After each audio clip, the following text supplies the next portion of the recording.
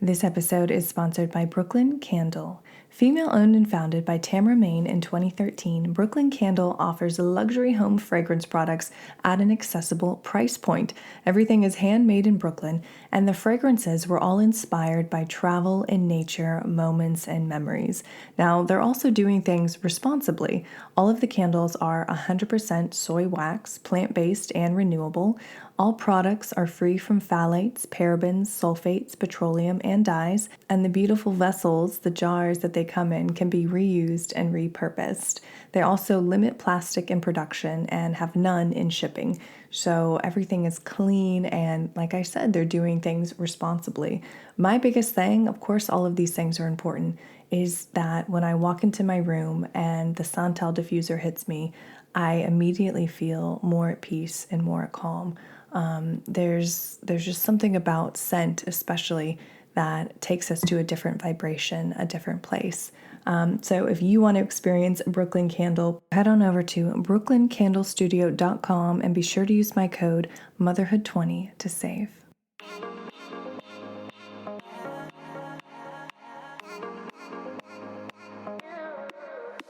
You are listening to the Motherhood Unstressed podcast, and I'm your host, Liz Carlisle. Thank you so much for tuning in. I am so glad that you're here, as always, and I'm honored to share this episode with you. I'm speaking with author Kelly Speck on her new book, Hope in the Heartache. Now, in this book, Kelly is sharing how she navigates the challenges of being the matriarch of a 5-person family while also caring for her special needs child who requires round-the-clock care. In this episode, we're talking about how one family not only survived, but thrived, and how they were driven by determination and their faith. So whether you have a child with special needs or you know someone who does, this is an important conversation because it translates to all of us mothers out there who are doing our best day in and day out. And I think the lessons that Kelly is sharing here today will resonate with you, especially if you've been feeling particularly stressed lately in the wake of world events and the uncertainty that seems to surround us. But I think when we can hold fast to our center, our inner being, our faith, we can do hard things, as Glennon Doyle says. And so I'm glad to share Kelly's work with you. I think it's definitely going to be uplifting. It certainly was for me. So please enjoy this episode with Kelly Speck. Well, hello, Kelly. Welcome to the show. I'm so glad that you're here. Thank you so much for having me, Liz. It's truly an honor, and I'm delighted to be here. Thank you. Well, the honor is all ours, everyone tuning in. We're here to talk about your amazing new book. It's a personal take on your story. It's called Hope in the Heartache, The Journey of Grace and Growth with a Special Needs Child. Can you take us through the premise of the book and why you felt the urge, the desire to share your story with the world? Sure. Thank you for this opportunity. Bennett is our oldest son. He is actually going to be 15 this August. He was born in August of 2007. He was our first child. And long story short, everything was running like clockwork. It was a full-term pregnancy. And then the day he was born, it all turned out to be just a nightmare. He was born with lungs full of pneumonia, and that just sent us on a road of life support, near-death experiences throughout a 70-day NICU stay. And he was discharged with a cerebral palsy diagnosis, and just a very, very, very complex, medically fragile child. So obviously, as first-time parents who we had our baby showers, we had the car seat in the car, we had all the clothes washed and ready to bring home our baby. We didn't bring him home for 70 days. And then when we did bring him home, he was just a screaming little banshee, bless his heart. Who knows? He probably had a raging migraine headache and just sensory overload, and he was withdrawing from pain meds. And anyway, just baptism by fire into parenthood. And so, it's been a journey. And my husband Travis and I, thankfully, had been married for like 7 years before Bennett was born. So we had a pretty solid foundation. We were college sweethearts. We got married very young at like the ages of like 22. And I'm grateful. We had a solid foundation as we headed into really as stressful as a parenting situation as one could imagine. And so after Bennett had two other children. So we have a son, Jackson, who's 11, and our daughter, Reagan, who is 9. And anyway, we live outside of Washington, D.C. now. And, obviously 2020, 2021 presented just extreme challenges to the whole world. And especially in the D.C. area, there was a lot of fear, a lot of anger politically. It was just like a pressure cooker living here. And in my gut, and usually I've got a pretty good gut feeling about things, I just felt like this world feels like a dumpster fire and people need hope. Mm-hmm. And we have a story of hope. Does it have the quote unquote perfect ending, tied up in a red bow? No, but it actually is still a message of hope. And actually, we still have joy, actually, after a lot of suffering, a lot of stress, a lot of, we made plans and life turned out differently. And I think that a lot of people can relate to that. And obviously, there's grief along with that. And, we've just learned a lot of lessons along the way. And our journey is not over. But when I reached out to a friend who actually worked for a publishing company, immediately, I sent a paragraph, which was basically kind of a climactic moment in the NICU with Bennett. And the owner of the publishing company said, keep writing. Because I didn't even have a manuscript at that point. And that would have been end of 2020. And so all of 2021, we wrote and edited. And then anyway, are so humbled at the opportunity to share our story with the world. And the feedback has been incredible. And I think that was, we wanted this book to be a support to parents of kids with disabilities. Obviously, we love that community and we want to encourage because they need encouragement. It's such an isolating life really at times. But we also wanted anyone who's experienced pain, to read this book and take something away from it. So if your life has been perfect with no pain so far, it's probably not the book for you. But if you have been through something hard, or if you know someone, or you're walking alongside a family member or friend, we just hope that it's an encouragement. And life is really hard. We are not trying to be Pollyanna and like, here's how great it is, to have a child with severe disabilities. I mean, we definitely don't ever want to paint that toxic positivity or whatever that term is. But in the hard, there's still good and there's still joy. And there's wonderful people in this world who we've come across, and we kind of highlight them throughout our book, who we never would have met had it not been for Bennett, our special needs son. And so anyway, sorry to go on and on, but that was the background of why we wrote this book anyway. And it just released May 31st. So it's extremely exciting. That's so exciting because it's so much of your, an author can put out a book and it could be fictional or whatever, but this is your story. This is your story from the very beginning of when things really began for you, this whole new life with your son. And again, going back to, I think all parents feel like when you become a new parent, it is the hardest thing that you'll go through. You're learning on the job as you go. And then you add this extra element to that. What was it specifically that got you and your husband through those early days when he was crying and he was going through all of these medical issues? Like, what did you grab onto that really helped you? Because I think any mom listening, whether your child has special needs or not, like we're all looking for something that's going to work for us. So what worked for you? Yeah, that's a great question. I think giving myself a lot of grace as well as my husband, because we both had our ups and downs. So as Bennett was screaming, if he was awake, he was screaming, so we would change him, feed him, swaddle him, and he would still scream. There was nothing. He couldn't self-soothe. He couldn't suck his thumb. He's very, very, very impaired in that way. And, I just remember at times I would, and doctors told us it is okay to just lay him in his crib where he's safe as he's screaming and just step away, take 10 seconds, take 20 seconds, or just say to your spouse, hey, I need a break. Can we switch? And we did that, and I remember at first being like, oh my gosh, but I'm his mom. I should be able to soothe him. But like, no, we were humans and we didn't have nursing help. I mean, we were literally, and most moms don't, you're figuring it out on your own. And I think just taking those quick timeouts of like, I need to take a deep breath, step outside, get some fresh air and come back in with a reset. And I also talk about, in our book, we're very open about our faith, and our faith has been a foundation for us. My husband and I were both raised in homes where faith was important, and we're so grateful for that. And, I would just say, I remember when Bennett was in the NICU and he was on the verge of death, we would sleep with the cell phone next to our bed, just waiting for a phone call saying, come say goodbye. So, we were just in this constant state of on edge, and just, I remember laying in our bed in the dark of night. We had this like skylight with the moon shining in. And I just felt what I would say, God say, dig deep. Like you are going to have to dig deeper than you even knew was possible for you to function as a woman, as a wife, as a mom, as a person right now. This is going to take more than you ever knew you could do.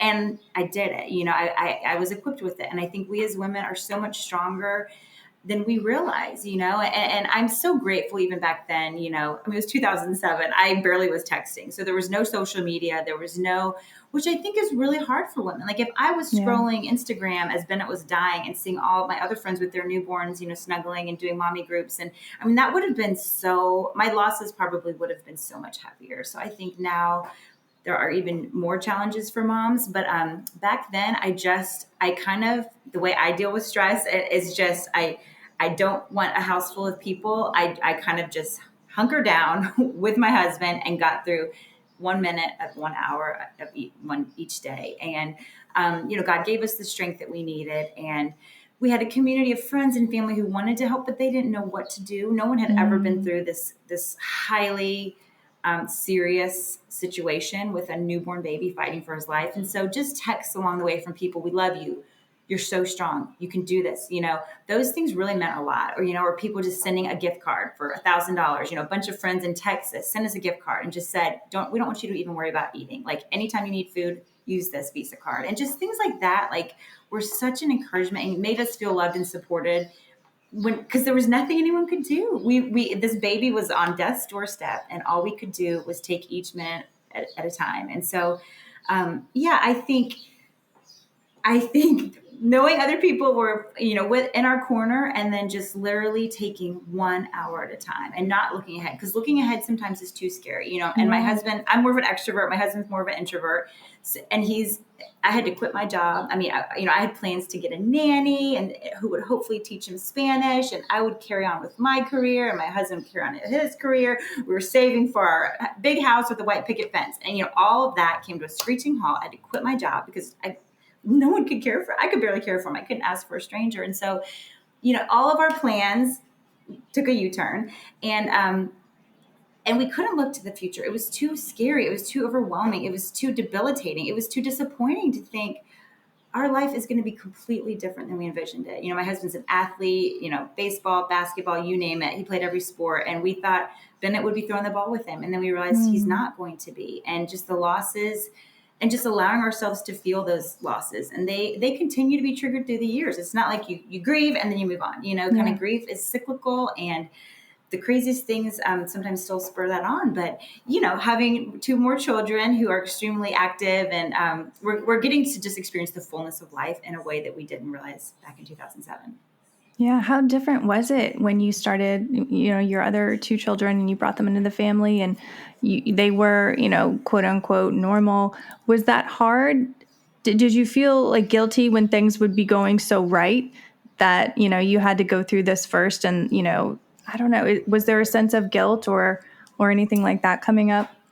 Yeah, I wouldn't say necessarily guilt. I mean, that's a great question. And obviously siblings of kids with disabilities could be a whole nother podcast episode because it's very complex. And obviously even the word special needs is such a vast term, cerebral palsy is so different than autism or Down syndrome. So, I never want to speak for all families in that way. But, I think we found out our second child was a boy, and obviously came with that. I never wanted Jackson, our second, I never wanted him to feel like he had to fill any void or be who Bennett couldn't be. Like that was never his job, nor was it his job to take care of Bennett.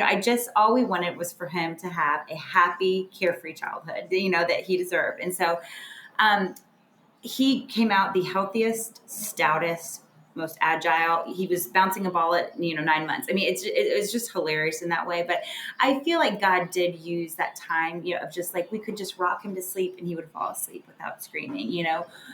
He instantly, obviously, bonded so strongly to my husband and myself, and so I feel like he has healed maybe crevices in our hearts that it wasn't his job to heal. But just that's the beauty of life. I think sometimes in our suffering, really the greatest gifts come after that, because it's kind of like, you didn't realize the ways that we were broken before Bennett was born. And then Bennett kind of tapped open and exposed, my own selfishness, my own just like yuckiness. I mean, when you are a caregiver and someone is fully reliant on you for every single thing, I have learned like, oh my gosh, I'm such a mess. Like I got to pull myself together and like, and so really it's been refining of myself caring for Bennett. And then, so anyway, I do talk about in the book also our baby girl, Reagan, who's 9 now, at her 20-week ultrasound. So the funny thing was Bennett was 4, Jackson was 1, and then we, surprise, found out we were pregnant. So we knew we wanted a third, but it was probably a little sooner than we would have anticipated because Jackson was literally 1. So when she was born, we had 3 kids in diapers for like several years, which was just a joke. I mean, it was hilarious and a nightmare all in one. But at Reagan's 20-week ultrasound, we had one of those moments that many moms have had when the ultrasound technician says, I'll be right back, and left the room. And I just remember saying, seriously, God, like, seriously, like, you're not going to give us any more issues. Like, haven't we already, paid our dues? And basically the doctor came in and said, you know what we're seeing? Basically a birth defect that was significant. And there were possible genetic additional birth defects. And they just sent us to Children's Hospital for just more ultrasounds. And that was one of our hardest moments as parents because we'd already been through the hell that we had been through of Bennett's NICU and just the start to parenthood. And now our baby girl was for sure going to have surgeries right after birth. And it was devastating. I mean, I just remember dropping my husband off at work that day. And I just said, everything's going to be okay. I know it. And he just looked at me like, you're crazy, and shut the door and went into work. And I mean, it was a blow.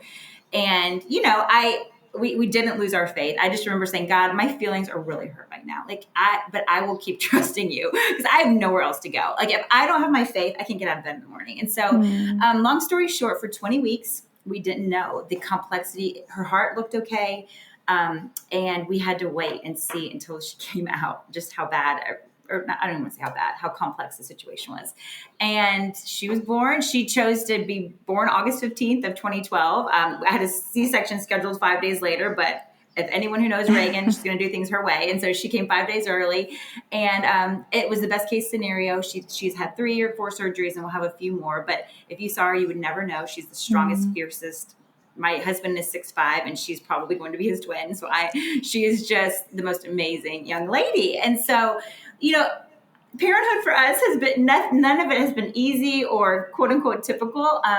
But we have learned so much along the way and really just, I think as parents, we, come into parenthood with these expectations or these hopes and dreams. And what we have just learned from our kids is like, we take one day at a time. Like, and really, we are not trying to live vicariously through you. We are not trying to, have little mini versions of ourselves. Like, we are just here to celebrate who you are. And in the NICU, actually, a nurse said, Bennett is exactly the child God intended him to be. And she didn't even know us. I mean, she didn't even know if we were people of faith. But that's always stuck with me because it's true. Like, Bennett is exactly who he was intended to be. Jackson is, Reagan is.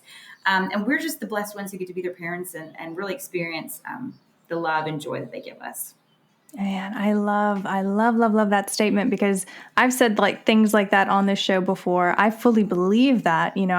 I've done float tanks where you kind of just go and you try to get into theta state, a really calm, relaxed state where you can kind of commune with the ether.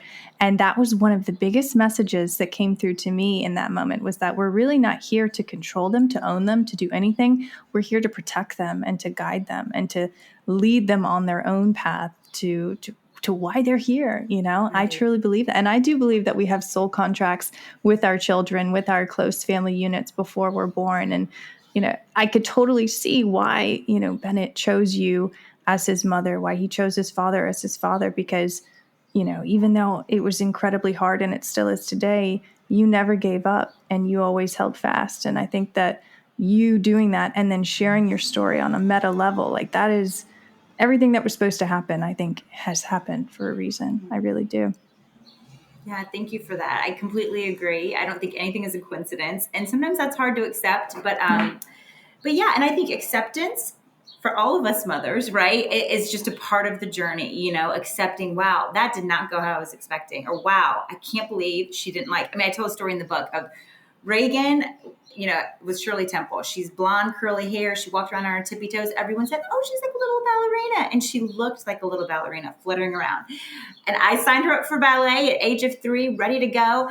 And that girl refused to go. She wouldn't even get on. The teacher was like this Parisian beauty swan. She'd say, come, Reagan, and Reagan would just sit there and nod her head. And the girl is tougher than leather. And so I was like, she's not going to go. We went for like 5 weeks. And finally, because I'm so frugal, I'm like, if I pay for this class, you were going to go. You were going to go do some leaps, All I'm asking you is to do some leaps or do one plie. Like, just please. No, she wasn't going to do it, And it was such a defining, and it's embarrassing, like, because I never saw myself as a dance mom, but whatever. I just was like, I cannot believe I cannot make you 3-year-old go do a plie, And it was such a freeing moment, really, because I was like, Kelly, get over yourself. Like, she doesn't want to do ballet, and that's okay. And it was okay, but it was just that constant. I should have already known, I have Bennett who, and it's just like, but I'm constantly learning, and they're just changing us. And that's the thing, Bennett, he can't speak a word. I haven't talked much about him, but he is nonverbal, in a wheelchair. He can't sit, stand, walk, or talk on his own. He's tube fed. I mean, everything you would, society would say, what does he, have to give? And but at the same time, like you said, from the moment he was born, laying in that NICU bay, we would stare into his eyes, and it was like we saw his soul. It's like we have known him, and he has known us so deeply. It makes me cry just thinking about. But and he's just such a joy, and he has the best belly giggle. Like, I mean, if you tickle him, he's going to give you the biggest belly laugh you've ever heard. And I've had friends say, I'm having such a bad day. Can I just come by and hang out with Bennett? When I'm around him, I just feel better. And they're not just saying that to be nice. Like, I think he's such a pure little soul who's really not tainted by this crazy world that we're living in. And there's something about that that's so peace-giving. And, I mean, my husband and I, it's just like, we laugh now. He's our easiest kid because he's just such a joy to be around, and he's never going to talk back, and he's never going to give us an attitude. And he's just the definition of unconditional love. He's waiting he's usually sitting in his wheelchair at the end of our kitchen island amidst all the commotion of the coming and going of everybody else. And he's just waiting for you to lean over and give him a kiss on the cheek, and he'll shoot you a big smile. He's just such a love and such a joy, and everything that's really beautiful about life, even though he, quote unquote, doesn't have anything to contribute to society. And so, it's a wild life, and we are a hot mess express. If you entered our house, you'd be like, oh my God, because it's nothing about this is normal or easy, but it's like so beautiful and in the heart. And I think that's just, if we as people living right now in this crazy world, like, nothing's ever going to be easy. Nothing's ever going to come, really without a price, but but it's worth it. And life is beautiful. If your loved ones are breathing, man, life is beautiful. And that's just kind of the constant reminder. When our baby literally could not breathe, I mean, his lungs were full of pneumonia for weeks, like jelly. It was like a jelly. It would not go away. And it's like, it brought everything back. If your loved ones aren't breathing, nothing is okay.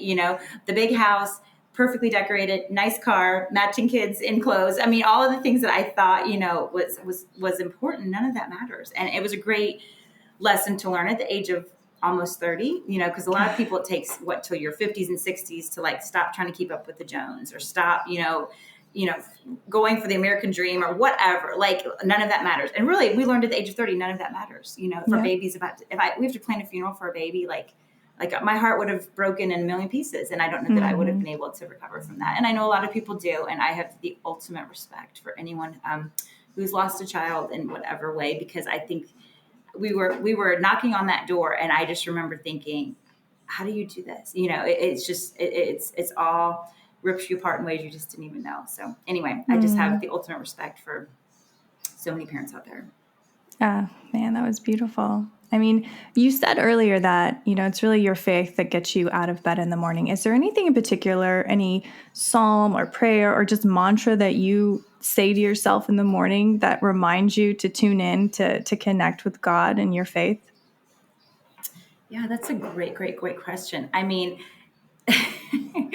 you're going to laugh because this sounds crazy, but at times, so I wish I were a morning person who like could get it. There's so many moms who are like, I get up an hour before my No, kids. there aren't. Because I like to have quiet time with my coffee and read and meditate.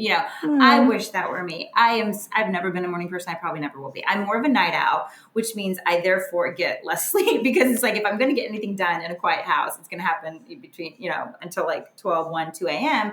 But then everyone still wakes up at 7 and needs to be in school. And so I sometimes lay in bed, when my alarm goes off and I know I have to get up and I feel like I've been hit by a truck, and I would just say, God, I need supernatural strength. I need like strength that doesn't, I need supernatural strength today. I'm so exhausted.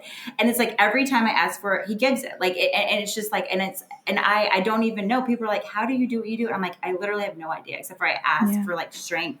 I ask for wisdom, and I ask for understanding.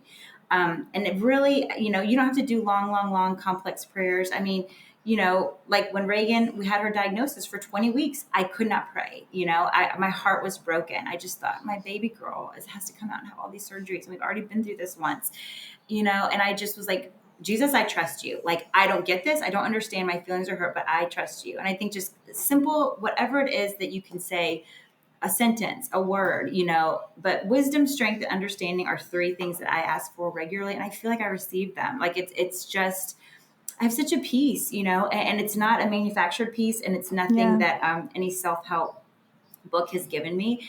And so I am happy to share that with anyone. Our website is hopeintheheartache.com. And we actually have a page where you can reach out and either tell us your hope story, or if you reach out and you just need encouragement, like, please reach out to us, because our only hope for this book was to encourage people and to give some hope in a world that feels really dark at times. Oh, beautifully said. And I think that's exactly what you and this book are doing, and everyone in your family who's contributed to it in their own way. We are almost out of time. Kelly, if there were any lasting sentiment or anything that the listener could really hold on to from this interview, you've dropped so much amazing stuff, like it's going to be hard to pick a clip, but what would that be? What do you want to really leave with the listener today?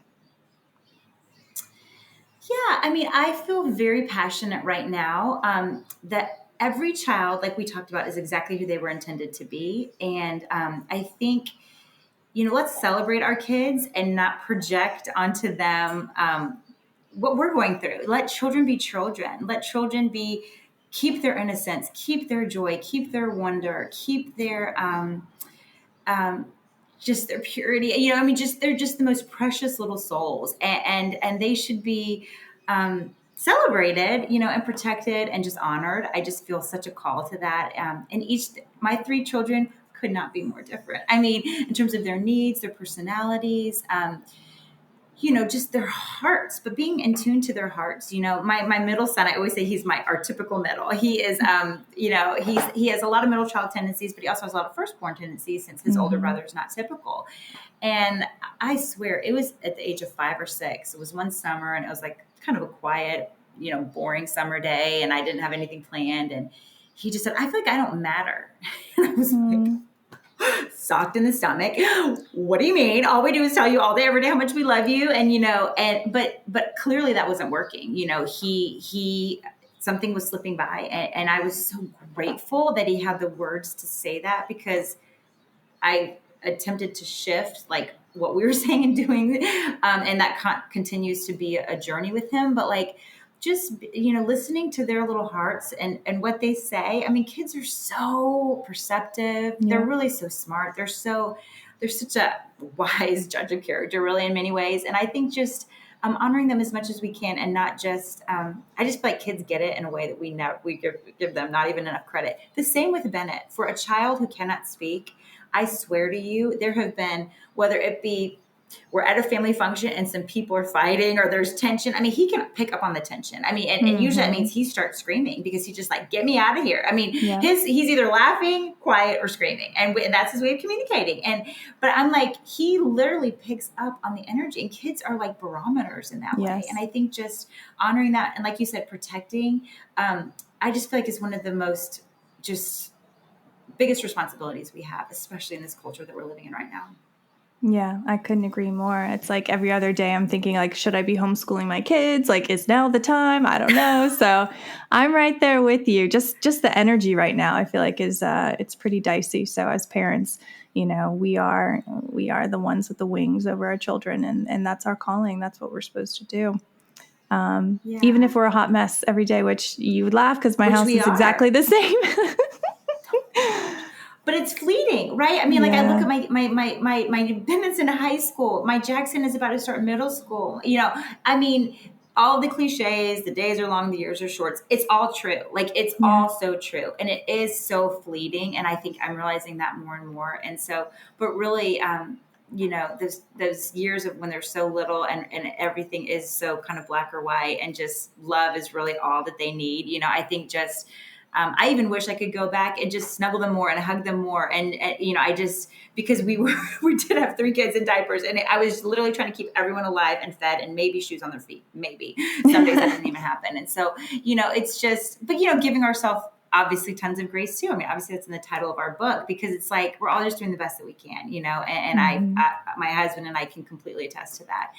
And we are very open in the book of mental health and, just like, it's not easy, Yeah. anxiety, depression, unhealthy coping mechanisms have been a part of our journey. And we are very transparent with that for anyone who's dealt with addiction or anything like that in your families. My husband talks about his journey and it's so all that to say, like we have tried to do our best, but we have messed up along the way, or not even messed up, just had our struggles. But I Yeah. feel like, continuing on the path of just number one, divorce was not an option for my husband and I, and a lot of parents with kids with special needs. It's like an 80 to 90% divorce Yeah. rate. It's so stressful. And anyone watching this with a child with a disability can attest to that. But thankfully that was never like we would veer, we would be doing this. It's just like, do I even know you? But we kind of always came back to center. And I'm just so grateful. But our story's not over. We don't even have teenagers yet. I mean, we have one teenager, but like we have so many hard years ahead and we fully recognize that. And maybe that'll be another book on another day. But for now, we just are sharing Bennett's birth and kind of the beauty of his life up until age 15. Well, your story is a testament to holding fast and getting through it and digging deep to that supernatural strength that, came to you. I'm so grateful that you had, the calling to write this book and to show this book and that your friend, that you connected and made this possible. Where can our listener, now that we've talked about the book, get the book? And I believe if they go to your website, they can contribute to the Jill House. Can you talk a little bit about that? Yes, I would love to. So our website is hopeintheheartache.com. You can pre-order the book there and you can get a signed copy sent to you this week. You can also order on Amazon, Barnes and Noble, Target, anywhere you get books, Kindle. Someone just told me they read it on their Kindle. That's awesome. And so we also talk in our book, Jill's House is a wonderful place that gives respite to families with kids with disabilities. I didn't even know what the word respite meant before we had Bennett. Now I do know because it's such a gift. Basically, they say we want to love on these kids for a night, weekend. They'll have kids spend the night. So Bennett goes quarterly and spends a weekend there, 48 hours.